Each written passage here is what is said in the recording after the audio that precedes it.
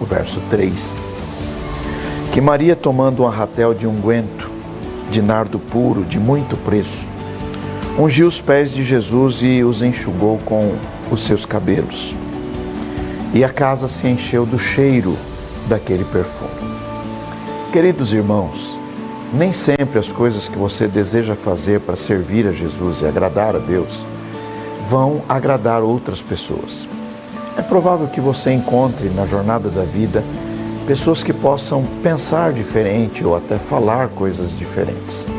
Contudo, esta nossa irmã venceu todas essas barreiras, inclusive aquelas pessoas de dentro do grupo que servia a Jesus, que falou coisas que não eram agradáveis. Ora, Jesus, o nosso Senhor, falou desta atitude desta mulher e nós, depois de 2000 anos, ainda estamos falando.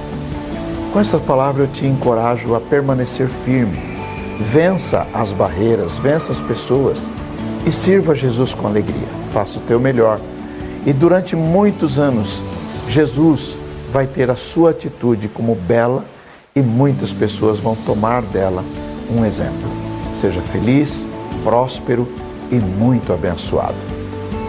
Toda segunda, às 4h, você ouve no Mais Unidade Cristã o programa Tempo de Cantar da ADSM, sob a liderança do pastor Deirode Andrade. Nesta quinta tem debate especial na Musical FM. Os pastores Carlos Vailate e Ezequiel Gomes vão falar sobre o tema A Morte Eterna é a aniquilação dos ímpios. Aqui quem fala é o pastor Carlos Augusto Vailate. Eu estou aqui para fazer um convite muito especial para vocês. Eu estarei na Rádio Musical para participar de um debate especial, no qual irei tratar do tema A Morte Eterna é a aniquilação dos ímpios. Eu espero por você. Que Deus te abençoe e até lá. A Morte Eterna é a aniquilação dos ímpios? Nesta quinta às 11h. Musical FM, Mais Unidade Cristã. Siga a Musical FM no Instagram. @FM Rádio Musical. Musical FM. Mais Unidade Cristã. Musical. Começa agora. Crescendo na Fé. Com o pastor César Cavalcante.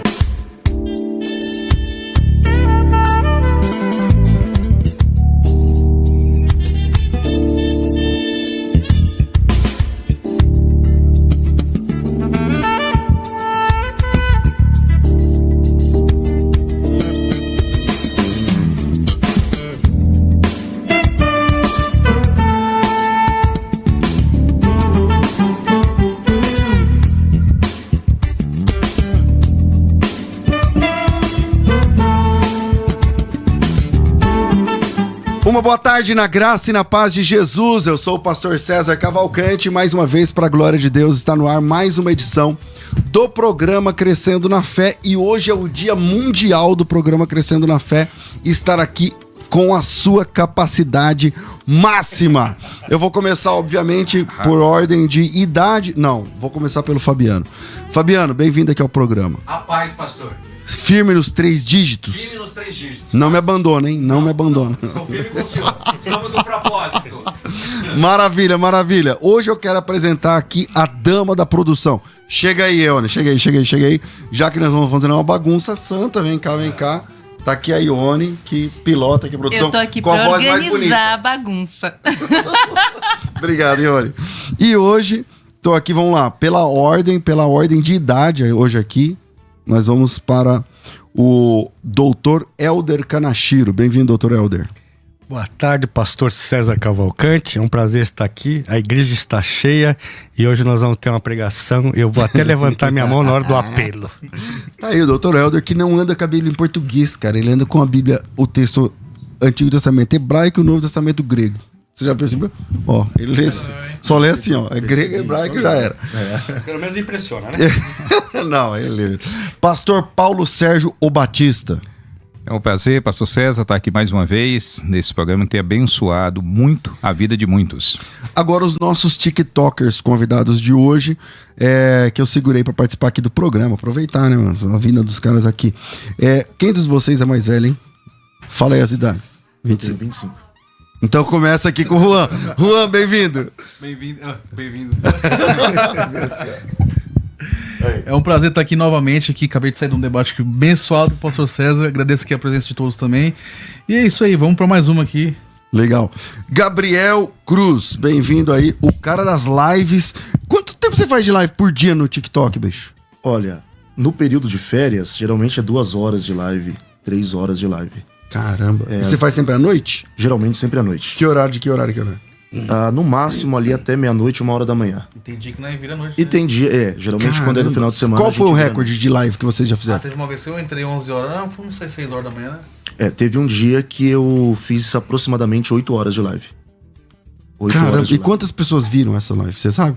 Aparece pra vocês? Aparece, né? Aproximadamente 4.600 pessoas. Aí tem aquelas que ficam até o final da live, tem outras que saem depois se tornam, né? Que legal. E você é professor secular? Eu Você sou. dá aula de quê? Eu sou professor de história e tô me formando em pedagogia também. Fazendo Você R2 fez em pedagogia. história. O Paulo também fez história. Graduação de história também. Aí, eu tô com gente que faz história. Vamos lá. 42 10 30 60, você liga e fala ao vivo com a gente no programa. Você se formou onde, Gabriel? Na Unicid. Unicid, Universidade você Cruzeiro do fez... Sul. Unisantana. Unisantana, legal. Vamos lá, 42 10 30 60, você liga e fala ao vivo com a gente no programa. E eu não vou nem ligar pra quem tá pelo YouTube, não, tô brincando. Eu vou abrir aqui o YouTube e você que tá acompanhando pelo YouTube pode também fazer a sua pergunta e ora pra que a gente veja a sua pergunta aqui. Vamos lá, o que tem aí, Fabiano? Abrimos ligação. Vamos lá. Alô? Alô, boa tarde. Vamos, aumenta aí o retorno, por favor. Alô? Alô, boa tarde. Boa tarde, quem fala? Fernando, de Guarulhos. Fernando, bem-vindo, Fernando. Manda aí a pergunta. Pastores, eu quero agradecer a presença de todos aí. É mais um direcionamento. Certo. Eu estou há 15 anos no Evangelho. Fiquei 10 anos no ministério.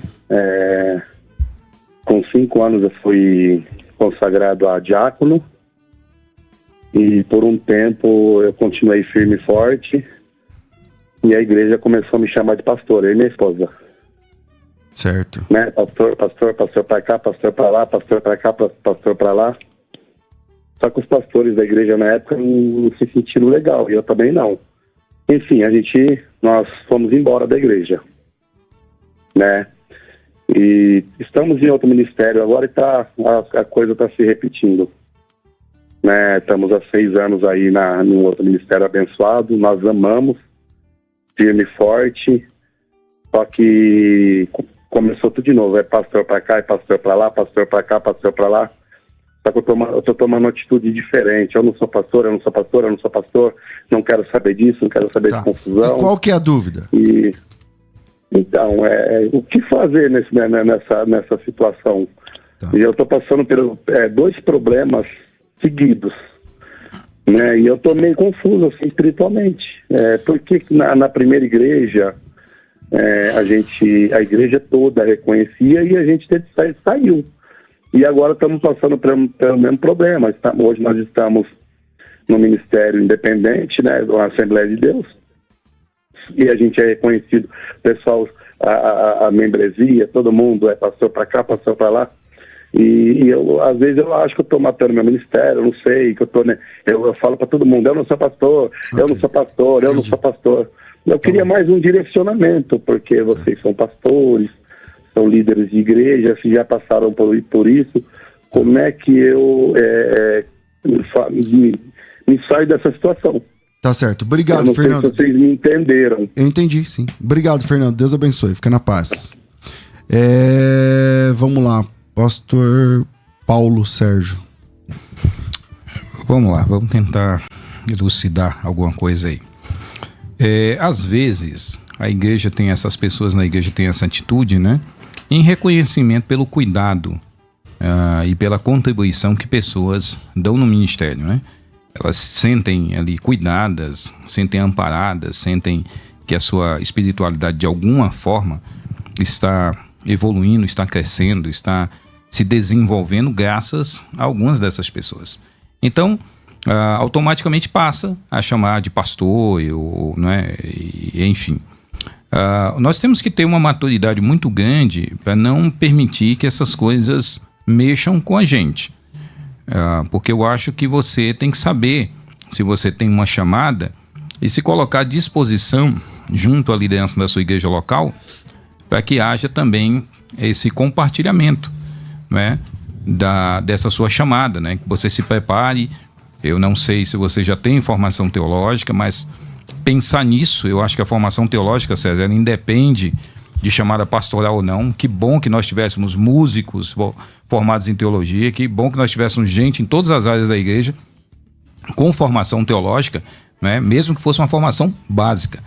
Mas eu acho que você tem que tomar muito cuidado com isso, né? E às vezes eu sou de uma igreja tradicional, então é um pouco diferente esses aspectos, mas eu também sofri esse tipo de coisa, né? Das pessoas acharem, já me olharem assim de uma forma diferente.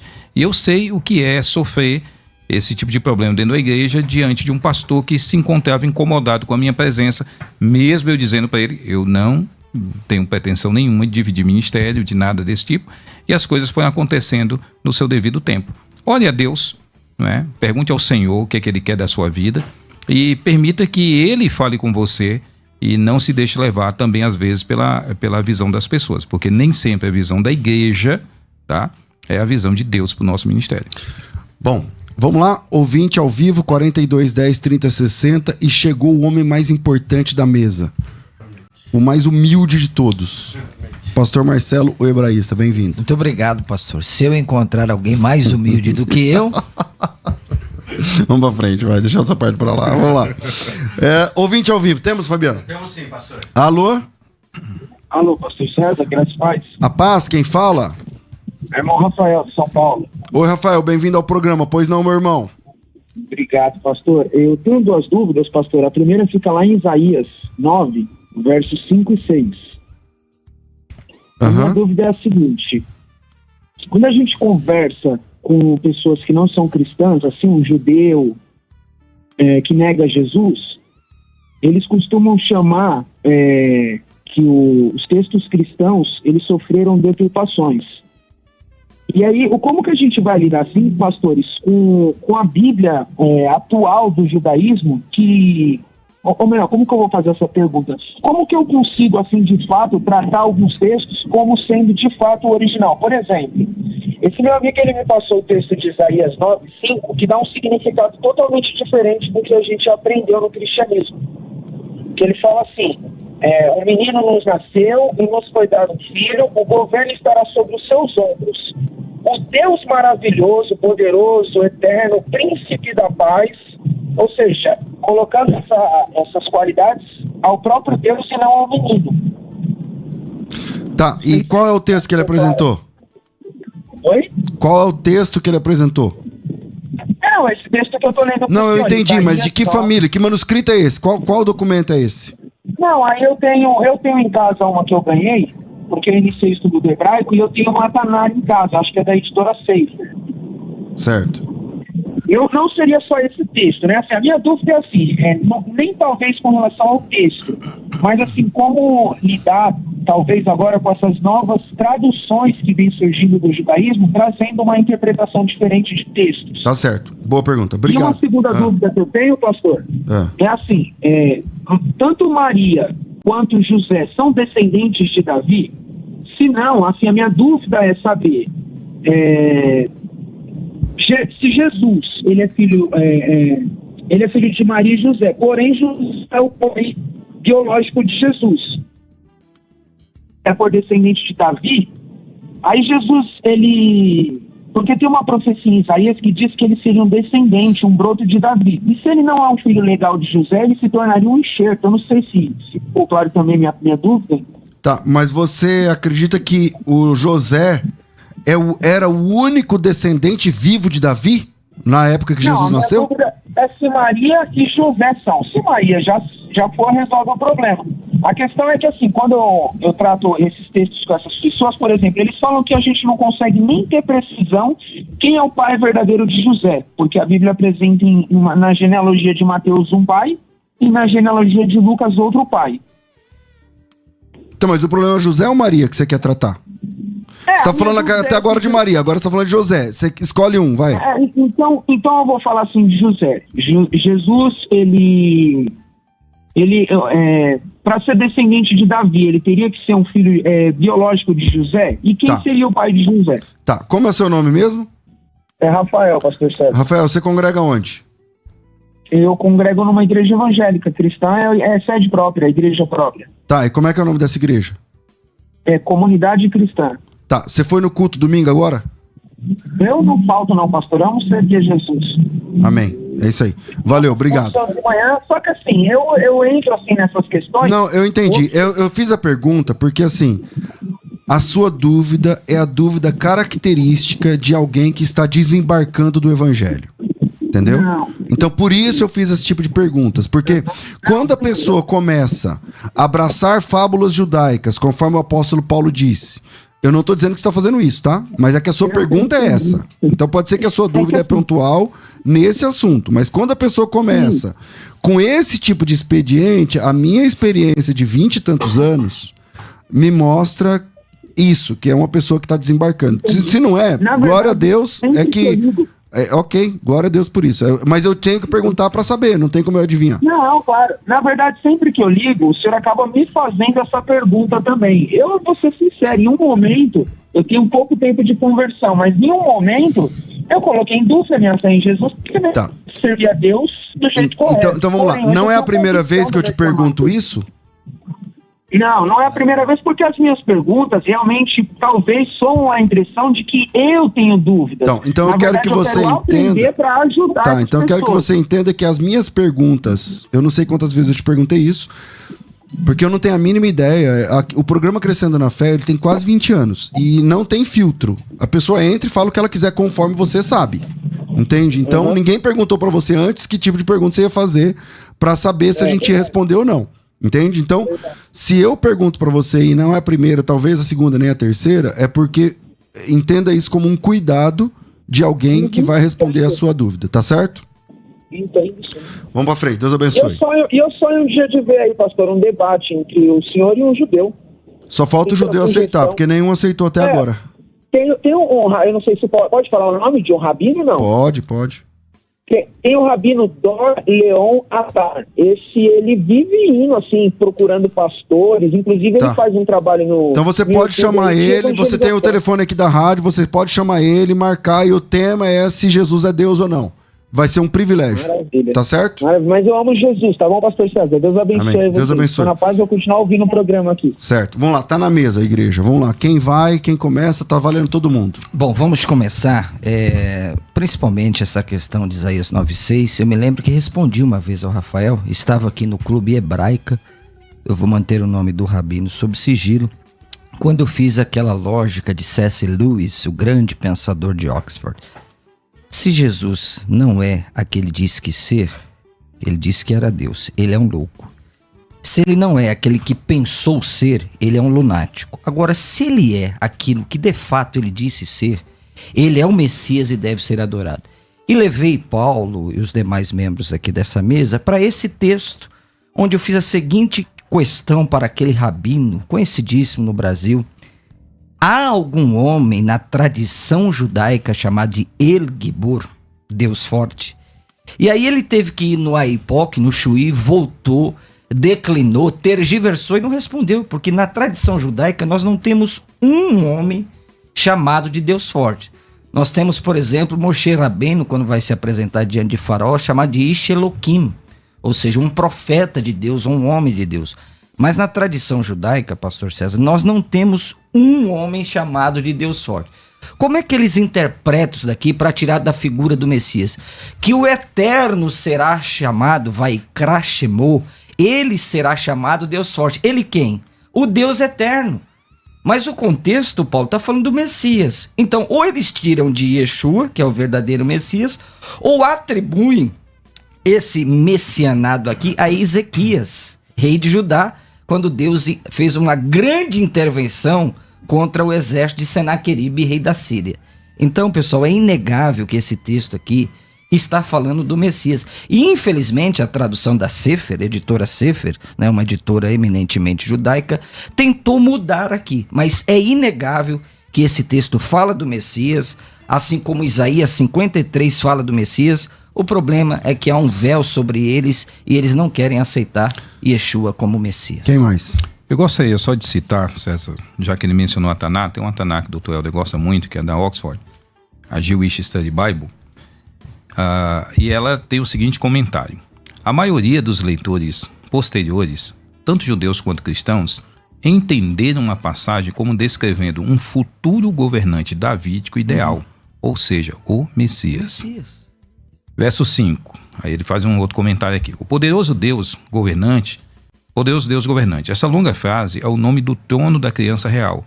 Os nomes semíticos geralmente consistem em frases que descrevem Deus.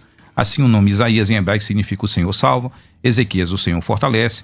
Em acadiano, o nome do rei babilônico Merodach Baladã, Isaías 39:1, significa o Deus Marduk forneceu um herdeiro.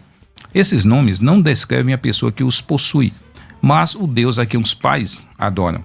Da mesma forma, o nome dado à criança neste versículo não descreve essa criança ou atribui divindade a ela, mas descreve as ações de Deus. Então essa é uma forma elegante de fugir daquilo que você disse, mas ao mesmo tempo que nessa Taná eles admitem que está falando um texto messiânico. É isso aí. Vamos lá, quem mais, gente?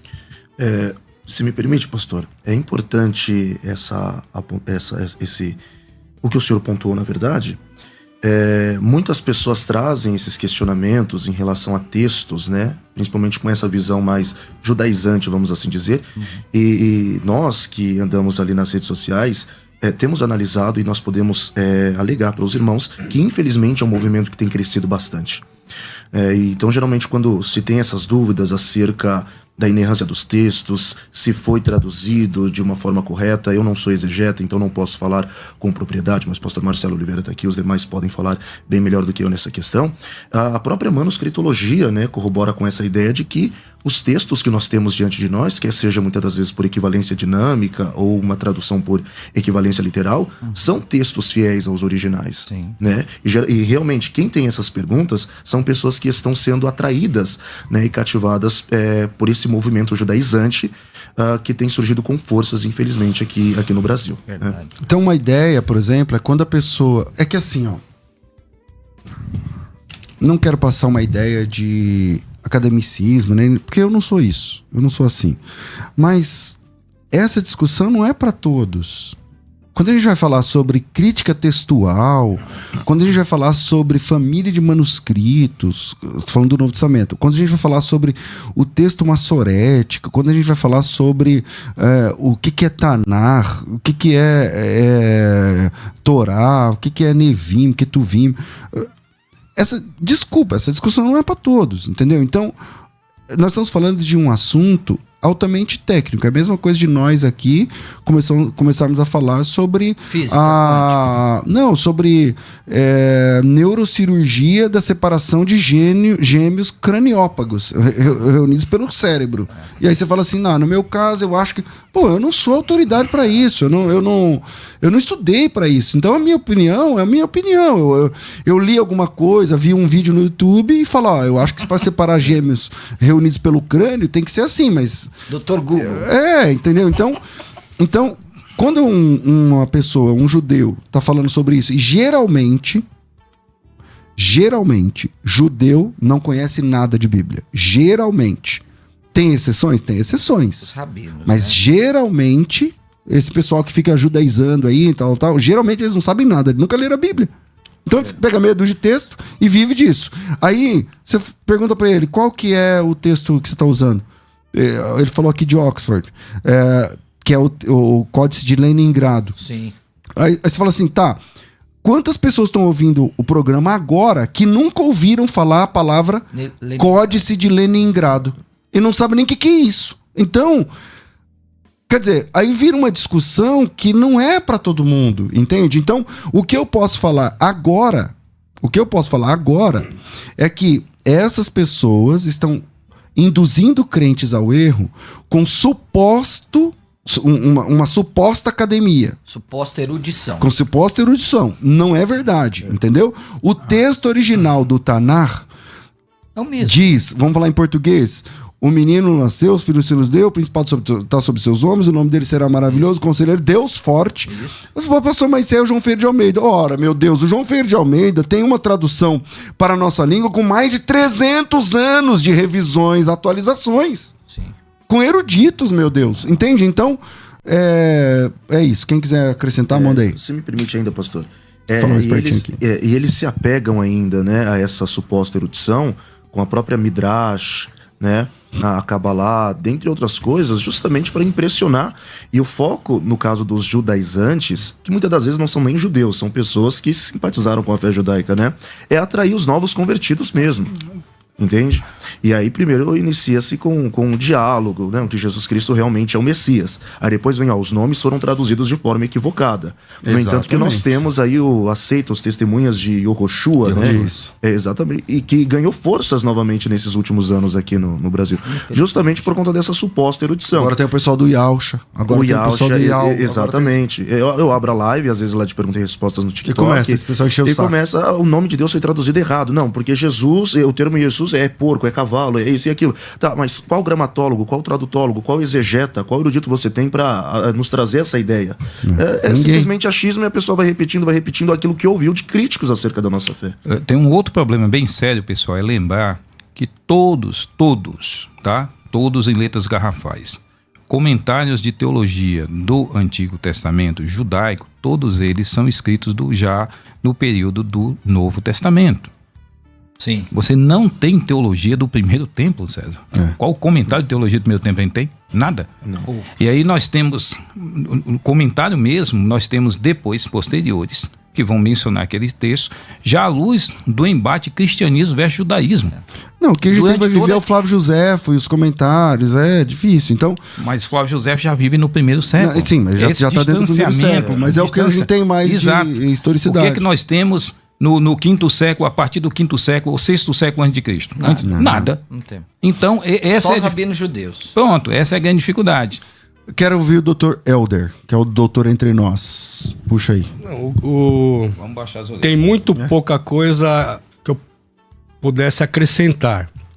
Mas eu acho que vir um rabino debater aqui com o pastor César seria de grande proveito para os dois lados. Para desmistificar e para tratar do texto que eles dizem, já que eles são os donos do texto, vamos dizer assim, para ver como é que eles estão fazendo, qual é a metodologia que eles estão utilizando e a autoridade que eles têm para não traduzir o texto do jeito que ele está. Que nós queremos ouvir. De repente eles têm alguma metodologia inovadora para poder provar suas ideias. Eu acho que não. Porque enquanto os irmãos estavam aqui falando do texto, eu estou acompanhando com o texto Massorete. Que estudando, o pastor César falou corretamente. É para poucos, porém, nós podemos estudar e nos aprofundar, qualquer pessoa. Mas tem que se aprofundar. E no verso 1 do capítulo 9, dentro do seu contexto, diz o seguinte, que o povo daqueles que andavam em treva viram uma grande luz, e os assentados na terra da sombra à morte, a luz resplandeceu sobre eles. Essa luz não pode ser outra, nessa magnitude, que não seja do Messias. Uma pessoa humana não teria condições de contemplar esse primeiro verso. Então, e esse texto, ele se cumpre em Mateus 4. Os que estão sentados sobre a Galileia. Caminhando junto ao mar da Galileia, viu dois irmãos tal. E aí, peraí, deixa eu ver aqui. Falando, aqui, ó, achei. Cadê? Retirou-se para Galileia. E deixando Nazaré, foi morar em Cafarnaum, situado à beira-mar, com fins de Zebulon e Naftali, para que se cumprisse o que foi dito por intermédio do profeta Isaías: terra de Zebulon, de Naftali, caminho do mar, além do Jordão, Galileia dos gentios. O povo que jaz em trevas viu a grande luz. Como não é Jesus? Como não... Enfim, vamos lá, vamos pra frente. Juan, quer falar? Falar brevemente aqui, o que o Gabriel falou é uma verdade. O que a gente tá combatendo muito hoje é judeu e judaizante. Tá muito forte esse movimento na internet, no TikTok, no Instagram. E a gente tem combatido aí muito forte esse movimento, né? E a interpretação bíblica é mirabolante. Por exemplo, um judeu pega Isaías 53, onde fala do sofrimento de Jesus, do Messias, que ele morreu e tal, e fala que isso se cumpriu no Holocausto, por exemplo. Nada a ver, né? Falam que é Israel que vai sofrer, que vai morrer, né? Que tá levando os pecados sobre si, que também não faz nenhum sentido. Nenhuma época da história Israel tomou os pecados dos outros sobre si, né? Uma coisa também que o rapaz falou ali no telefone é sobre a genealogia. Algo que o pessoal me pergunta muito. Eu queria até tirar uma dúvida com vocês, né? Por exemplo, nos evangelhos de Mateus, a genealogia de Jesus passa por Salomão e José, né? Só que existe uma profecia lá no Velho Testamento que Joaquim, que é descendente de Salomão, ele não teria mais descendentes que sentariam no trono. Ou seja, Jesus não pode passar por Salomão. Aí em Lucas fala que passa por Natã, o outro filho de Batseba, até chegar em José. Eu creio que historicamente Lucas fala de Maria ali, né? Mas como os judeus não tinham esse costume de contar a genealogia de mulher, eles colocaram José. Queria saber a opinião de vocês a respeito disso, da genealogia que cita em Lucas. Paulo, manda aí, ou pastor Marcelo? Bom, é uma questão delicada a genealogia. É uma boa pergunta, mas eu penso que a genealogia de Lucas, ela faz o caminho ao contrário. Como Lucas, tecnicamente, não é um judeu, e também é uma discussão muito grande sobre isso, né? Se Lucas era grego ou era judeu, porque Lucas é o hebraizante mais notório do Novo Testamento, as precisões que Lucas usa, os termos. Então eu penso que Lucas não está muito preocupado com essa questão, embora coloque Natã, e em Mateus, né, coloque Joaquim. Mas a questão central é que o Mashiach tinha que vir de um ventre judeu. O que determina que o filho é judeu não é o homem. Eu sou um goi, eu me caso com uma judia, o meu filho não é judeu. Agora, se eu sou um goi e me caso com uma mulher judia, o meu filho é judeu. Então, nesse sentido, não há nenhum problema em Jesus não passar pelo tronco davídico de José, embora eu creia, como o César falou, não só existia apenas José do tronco de Davi, porque quando a Bíblia diz descendente, não está apenas falando daquele que é gerado, está falando de uma geração que tem a linhagem, entendeu? Não precisa ser, por exemplo, uma linhagem pura, até porque Newton Bonder fala no seu livro sobre o Messias, que na linhagem do Messias tem gente imoral. Nós temos Tamar, nós temos Raabe, nós temos Ruth, nós temos mulheres que, abre aspas, numa visão ortodoxa, contaminaram o Messias. Então eu penso que essa não deve ser, muito boa a sua pergunta, a preocupação maior. A questão é, Jesus é o Messias e não há outro. Alguém mais? Eu acho que a questão sinótica não é reproduzir histórias. Quer dizer, Deus, na sua imensa sabedoria, distribuiu também a criatividade para que os escritores escrevessem segundo as suas tradições e segundo aquilo que o Espírito quisesse que eles enfatizassem. Então é muito comum, por exemplo, a palavra Ab, por exemplo, pai.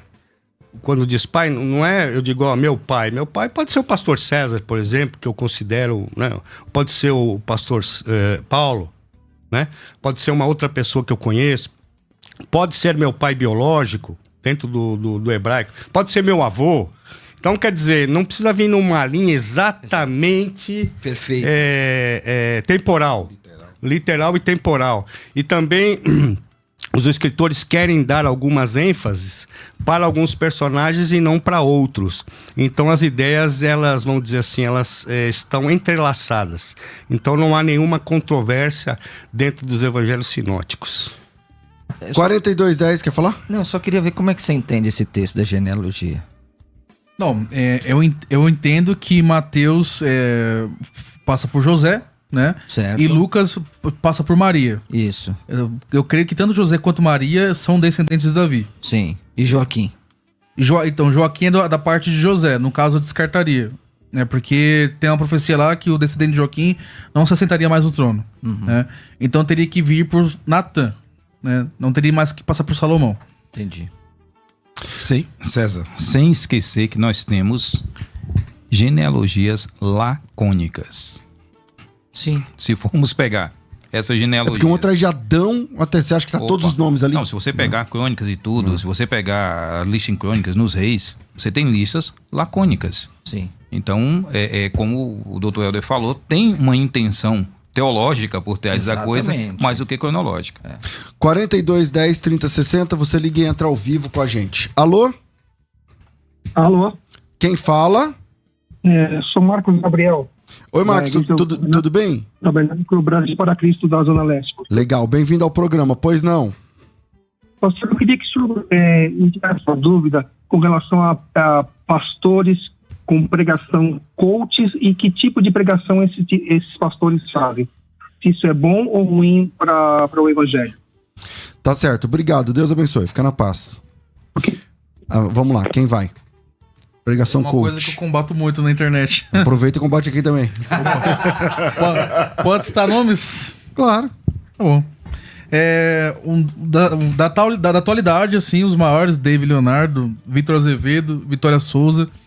É um evangelho totalmente coach. É aquele evangelho que o homem é o centro de tudo, né? Deus te ama, Deus né? Deus te aceita do jeito que você é, você não precisa mudar, né?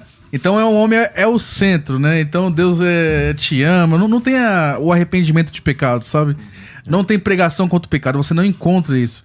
E o pior de tudo é que você vê que esses pastores são os que mais têm seguidores na internet. É um absurdo. Agora, se você pegar os pastores que pregam a verdade, o arrependimento, o engajamento é muito baixo. Muito baixo. Então você tem ali pastores coach que pregam ali só prosperidade, bem-estar, é o céu na terra. Né? Não tem arrependimento de pecado nem nada. E outros influenciadores que só pregam analogias grotescas, né? Que você sabe de quem que eu tô falando. Um dia você pode ser um iPhone 14 na vida. Pra você chegar no iPhone 12 tem que passar pelo 11, né? Então temos esses influenciadores também que são muito engajados, infelizmente, com essa teologia aí que não tem mudança de vida, não tem mudança aí de história, não leva a pessoa para o arrependimento de pecados. Então é muito triste, né, ver essa situação da igreja. Eu acho que a pessoa, a gente, né, nós os cristãos, a gente precisa dar valor a quem prega com Bíblia, com profundidade. Por exemplo, não precisa necessariamente ser uma pregação expositiva, tá? Eu gosto também da pregação temática. Então, ao invés de expor um texto, ele trabalha um tema. Tá tudo bem, mas desde que ele leu tal texto, e aí quando terminou a mensagem, você fala assim, hoje eu aprendi muito sobre isso. Hoje eu aprendi muito sobre isso. Deus, no meu coração, testificou, enquanto ele estava falando, coisas que eu preciso rever em mim, com base nesse texto aí, com base nesse assunto aí. Pô, vou sair daqui um cara melhor. Então eu acho que a igreja precisa dar mais crédito a isso. Mas não dá para esperar profundidade de pessoas rasas, né? Então é difícil, são tempos difíceis. Pastor, se me permite, Martim Lutero, ele disse que todo pregador tem que se esconder atrás da cruz de Cristo, né? É uma verdade que as mensagens de hoje, elas não são cristocêntricas, né, nem teocêntricas. E aí nós vemos, além de mensagens antropocêntricas, outras ciências, outros conhecimentos tomando os nossos púlpitos. Ao invés de uma boa exposição bíblica, e quando eu digo exposição bíblica, não me refiro somente à pregação expositiva, dentre as outras as quais nós conhecemos também, a temática textual, mas simplesmente aquilo que o reverendo Hernandes Dias Lopes ensina para nós. Pregação é ler o texto, explicar o texto e aplicar o texto, né? E o John Stott, se não me falha a memória, é o John Stott ou John Piper, no livro A Supremacia da Pregação, acho que é do Piper, ele diz simplesmente que nós devemos pregar para a glória de Deus, com a base na cruz de Cristo, né?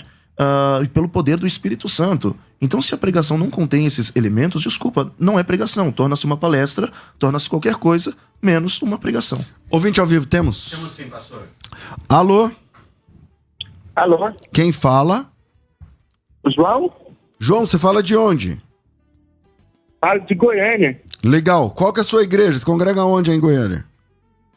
A Deus é Amor. Legal. Bem-vindo ao programa. Pois não, meu irmão?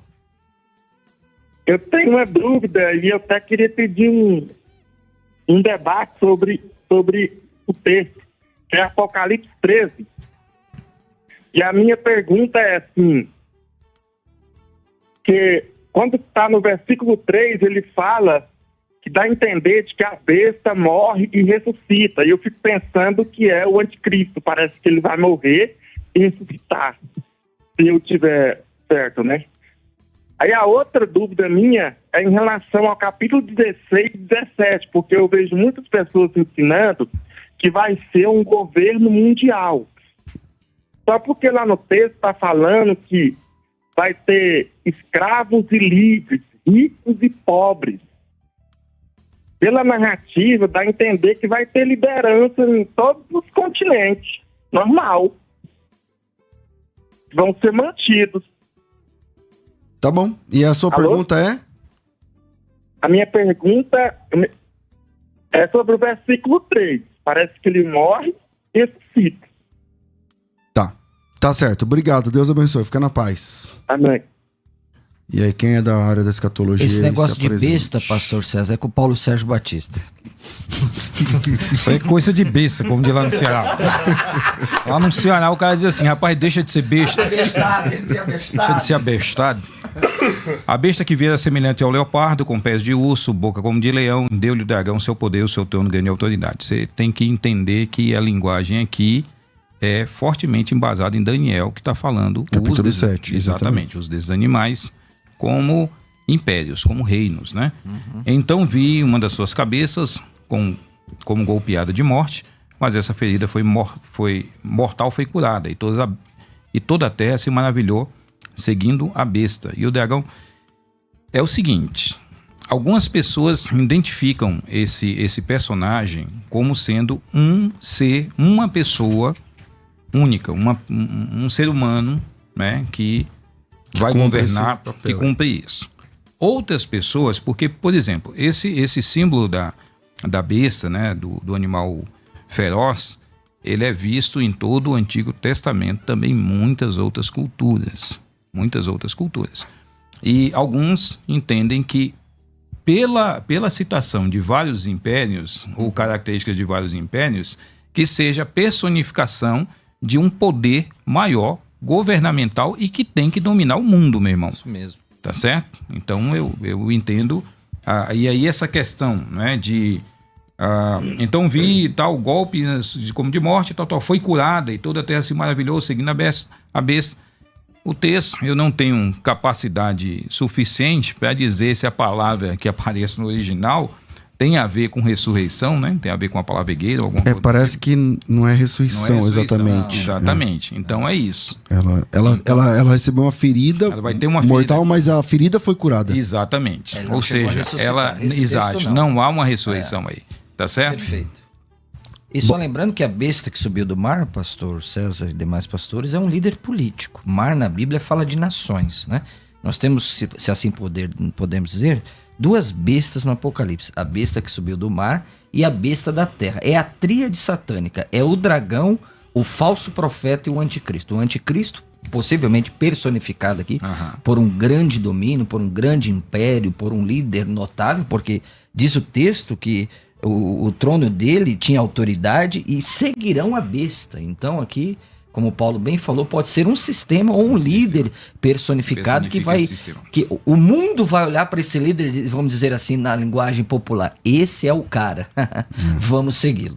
Bom, pastor, não, o senhor não vai escapar. A respeito do tempo, em que tempo que isso vai acontecer segundo a sua...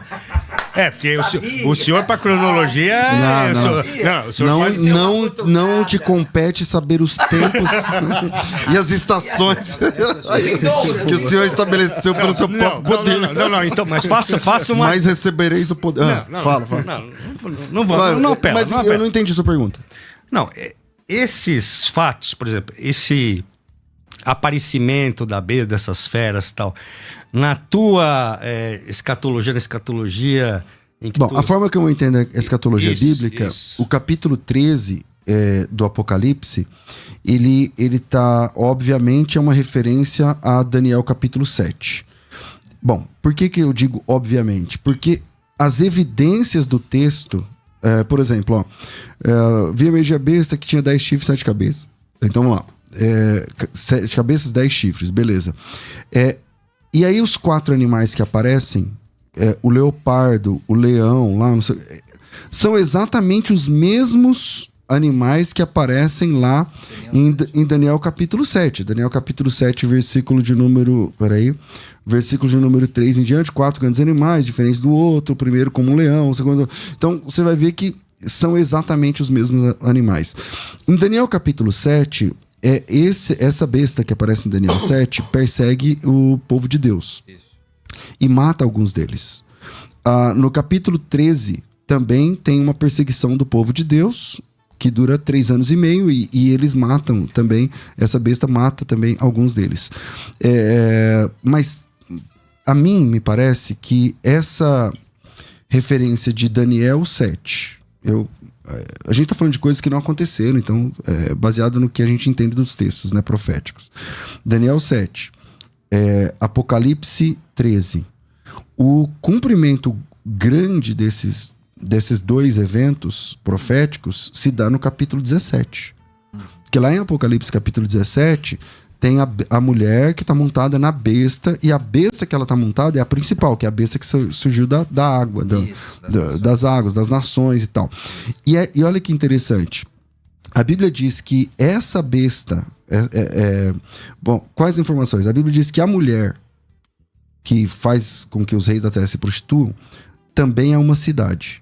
Isso. Também é uma cidade. E a cidade é Babilônia. A próxima descrição na Bíblia de uma mulher que também é uma cidade é a igreja. Vem, eu te mostrarei a noiva, a esposa do cordeiro. E virei e vi uma cidade. Então, existe um padrão na Bíblia que Satanás quer imitar o que é de Deus. Entende? Então, mas veja a imitação. A noiva é pura e santa. Está com vestes de linho e tal. A mulher de Apocalipse 17 é uma prostituta. A cidade é a Nova Jerusalém. Lá no capítulo 17 é a Babilônia.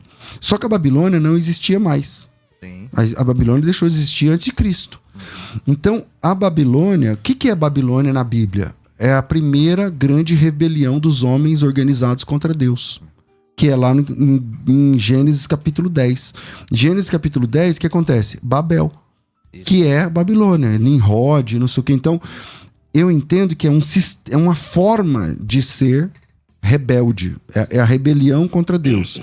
E no tempo do fim, a rebelião, os rebeldes contra Deus, que são chamados de Babilônia, de tudo mais, estão organizados para perseguir o povo de Deus. Porque a Bíblia diz que essa mulher, ela está embriagada com o sangue das testemunhas de Jesus Cristo. Exatamente. Então, quem é testemunha de Jesus Cristo? Os crentes. E essa mulher persegue e mata, conforme Daniel capítulo 7. A analogia está correta porque no 17:5 diz que o Babilônia é mistério, quer dizer, precisa fazer... Tem essa ideia, exato. Mais alguém? Não? Vamos lá? Então vira aí, a gente vai para o intervalo rapidinho. Bora. Musical 105.7. Crescendo na fé.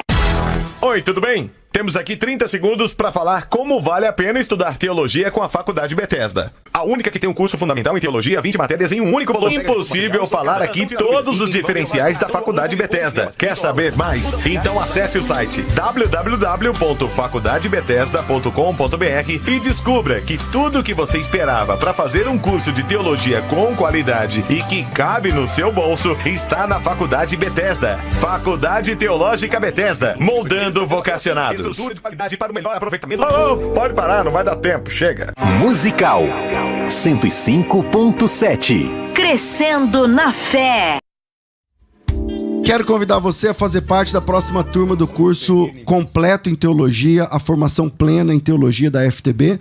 Dá uma olhada no material didático que vai chegar na sua casa. Tem uma caixa escrito Faculdade Bethesda com uma etiqueta que só falta colocar o teu nome. Colocou o teu nome, vai pro correio hoje, chega na sua casa amanhã, depois de amanhã, com estes 3 materiais, nível fundamental, nível intermediário, nível avançado em teologia. Eu tô falando de Faculdade Teológica Bethesda. Então, o melhor material, o melhor conteúdo, o melhor suporte pós-matrícula e o menor preço. Então, você tem 56 disciplinas, 3 formações acadêmicas, um em nível fundamental, depois intermediário, depois avançado, cada qual com seu próprio certificado, com a sua própria documentação, carteirinha de aluno, plantão tira dúvidas, estágio supervisionado, Tudo isso e muito mais. E tem novidade, tá? Até para quem é da turma antiga, tem novidade pro próximo mês. Tem tutoria agora. O que é isso? Uma vez por mês você vai ter aula ao vivo sobre os temas que você está aprendendo dentro do seu curso. Então, se você quer saber mais e quer se envolver, a promoção é a seguinte. Você vai estudar 4 anos até se formar. E quem é rapidinho, faz, sei lá, em 3 anos, tá tudo bem. Você vai até 4 anos, que é o limite da formação acadêmica, já que tudo é liberado, você pode, dentro do seu tempo, terminar mais rápido. Mas se você fizer em 4 anos, são 8 semestres, beleza? Ok. Você paga 1 ano só e os outros 3 não paga nada. Deu para entender? O valor é R$ 199,00. São 12 parcelas de 199, não tem taxa de matrícula, não tem letras miúdas, não tem juros, não tem nada. Você paga 199 por mês durante 12 meses e nada mais. Para isso, é só se inscrever. O WhatsApp é 0 operadora 11, aqui em São Paulo, 011 9 9007 6844, 0 operadora 11 9 9007 6844, coloca teu nome, tracinho teologia, e aí você vai receber a nossa proposta. Mas já adianta aqui, ó, são 12 pagamentos no cartão. Ah, pastor, meu limite não alcança. Então você tem que ter um cartão com limite que alcança. Já pega aí, já se prepara aí, combina com alguém. Ou então você fala assim, eu quero pagar metade em dinheiro, metade eu vou passar no cartão. Decide aí. Está disponível para você hoje a sua formação acadêmica pagando 12 vezes de R$ 199,00. Se quer pagar à vista, tem até desconto. Então, me chama no WhatsApp para fazer a sua inscrição. 0 operadora 11 9 9007 6844, nome mais teologia. Eu sou o pastor João tracinho teologia, nome mais teologia. E aí a gente já manda a proposta para você. 9 9007 6844, Faculdade Teológica Bethesda, moldando vocacionados. Musical 105.7. Crescendo na fé. Oi, tudo bem? Temos aqui 30 segundos para falar como vale a pena estudar teologia com a Faculdade Bethesda. A única que tem um curso fundamental em teologia, 20 matérias em um único valor. Impossível falar aqui todos os diferenciais da Faculdade Bethesda. Quer saber mais? Então acesse o site www.faculdadebethesda.com.br e descubra que tudo o que você esperava para fazer um curso de teologia com qualidade e que cabe no seu bolso está na Faculdade Bethesda. Faculdade Teológica Bethesda, moldando vocacionados. Para o melhor aproveitamento. Pode parar, não vai dar tempo, chega. Musical 105.7. Crescendo na fé. Celo, qual o livro que você quer divulgar rápido hoje aqui? Não trouxe? Fala do meu Instagram hoje, pastor César, para deixar a oportunidade para os nossos amigos. Então vamos lá. O arroba Marcelo Hebraísta, sem underline, direto. Segue aí agora, pega seu Instagram e entra, Marcelo Hebraísta, tem feito lives, gerado bastante conteúdo que vai ajudar você no dia a dia para a compreensão da sua fé, da Bíblia Sagrada, enfim. Arroba Marcelo Hebraísta, tá aparecendo na tela para quem está seguindo a gente. O pastor Paulo tem 2 livraços aqui, 7 mitos do Adventismo. Esse livro aqui é um trabalho acadêmico. Clássico, né? Esse livro aqui é um trabalho acadêmico. O pessoal do Adventista dá o que fazer quando chega nesse livro aqui, entendeu? Porque tem documento. E é assim, pessoal. Tem documentos, tem provas documentais e é muito difícil você escapar dessas... É melhor assumir logo. Obra de então, peso. Uma coisa legal que tem aqui, que eu nunca vi numa obra em português, é sobre o Veltman Report, que é o relatório Veltman que mostra o índice de plágios nos livros da Ellen White. Uau! E esse documento é adventista. Entende? Então não tem não tem em português, aí o Paulo foi lá, traduziu, colocou aqui e já era. E isso foi a virada que eles fizeram, porque até a década de 80 os adventistas acreditavam na inspiração plenária e verbal da Bíblia. Quando eles, depois do relatório Veltman, que eles admitiram que Ellen White tinha erros, aí eles disseram, se Ellen White tem erro e o grau de inspiração dela é o mesmo da Bíblia, a Bíblia também os tem. Então pronto. A inerrância não existe inerrância na Bíblia, é a posição do adventista da década de depois do... Ao invés de mudar, exatamente. Ao invés de mudar a crença, joga a Bíblia. Joga a Bíblia fora. E o livro Manual de Respostas Bíblicas, são os 2 materiais. Paulo, quem quiser adquirir, chama por onde? 11 98247 7867. 98247 7867. E canal Apologética com P também aí. Canal no YouTube Apologética com P. Gabriel, você quer divulgar o quê? Bom, as minhas redes sociais, pastor. Bora. Tá? Instagram é Prof. Gabriel Cruz e o TikTok também, tá? Prof. Com ponto ou sem ponto? Sem ponto. Sem ponto. Prof. Gabriel Cruz. Isso mesmo, tá? Lá a gente responde algumas questões bíblicas também, faz indicações de livros, alguns materiais teológicos, importante aí para o pessoal que quer iniciar também na teologia, numa teologia bíblica e saudável. Legal. Dica lá, Marcelo Hebraísta, tá, meu filho? Pode deixar. Juan, manda aí. Eu indico meu Instagram, @juanoliveira.br. Lá eu dedico meu Instagram só pra refutar heresia, só. Onde tem alguém falando besteira, tô lá atacando pau. Tô batendo forte. Você faz mais no Instagram ou mais no TikTok hoje? Os dois, ao mesmo tempo. Aí eu tenho crescido bastante aí, graças a Deus. O pessoal tem abrido o olho aí. Tem pessoas que estavam num pé no ateísmo e deixaram de ser ateu. Glória a Deus por isso. Então a gente tá com um trabalho forte aí de combater heresias aí no Instagram, no TikTok, na internet. E graças a Deus, tem crescido, né, os nossos vídeos aí. Né? Queria também mandar um abraço aí pro povo do Clube Santo aí que tá assistindo também. O Tropa do Juan também. E o Bodiocop. O Bodiocop. Ah, pastor. Que isso? Como é o nome? Tem que explicar uma coisa pra você. A gente tem um concílio no TikTok chamado Bodiocop. São os caçadores de heresia. Pra detectar os Zé Bodinhos. Certo. Jesus não fala que os bodes vão ficar à esquerda? Exatamente. Então a gente faz um concílio pra detectar os Zé Bodinhos. Aí... É o que? Bode ou cop? Bodiocop. Aí a gente é os bodiólogos, entendeu? A gente é o concílio. Os caçadores. Aí a gente sobe o pessoal lá pra debater com a gente lá. E no final a gente deu diploma, né? O diploma aqui formado em herege. A escola da Bodiocop. Muito bom. Entendi. Um abração pro Thiago aí. Maravilha, maravilha. Agora é legal, tipo assim, eu sou da velha guarda. Eu nunca achava que eu ia falar isso. Eu sou da velha guarda, da apologética. Você tá entendendo? Você lembra, né, Paulo? Então, pô, eu fico... Natanael Rinaldi. Claro, claro. Não, o pai de todos. Aqui é o Natanael Rinaldi. Vocês nem conheceram, né, Natanael Rinaldi? Já ouviram falar? Não. Olha que legal, cara. Então tem uma geração de apologistas. No telinha aí, pastor. Não, os caras estão fazendo a diferença. E aí, eu quero louvar a Deus porque eu entro pouco no TikTok, mas eu vejo no TikTok vocês, assim, fazendo a diferença. E como o TikTok entrega muita, conforme seu padrão, então eu vejo ele. Já entrei na sua live. Já entrou, já. Muito legal. Pastor Denilson Lima já esteve lá, Elise Rodrigues também. Josué Richard também. Que legal, Pastor Marcelo. que legal. Então, eu glorifico a Deus. Amém. E estendemos aqui as mãos, a destra da comunhão, para que, se no que a gente puder servir também, né? E estarmos mais próximos, porque... Amém.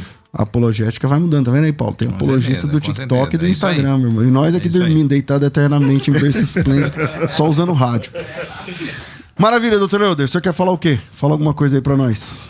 Olha, eu quero dizer que, diante de tudo isso, nós temos que estudar teologia seriamente e que a Bethesda, capitaneada pelo pastor César Cavalcante, produz um material de qualidade, um curso de qualidade. Então, vamos estudar teologia para elucidar as nossas dúvidas e promover o reino de Deus. Menos da metade do valor de um telefone, você investe num negócio que não vai acabar nunca mais. Porque aí você tá... É como você encher o tanque de gasolina do carro e nunca mais acabar. Isso é o conhecimento. Isso é o conhecimento. Então, o resto que você investe, que você come agora, usa um ano, usa 2 e acaba. Agora, no seu conhecimento, ninguém mais toma de você. Uau. Então, se você quer caminhar com a gente, chama no WhatsApp, 990076844. Pastor Marcelo, obrigado. Eu que agradeço, pastor. Doutor Helder, obrigado. Muito obrigado. Quinta-feira nós vamos assistir o filme Oppenheimer. Certo. Você nem que nada a ver. Pastor Paulo, obrigado. Me convida que eu vou.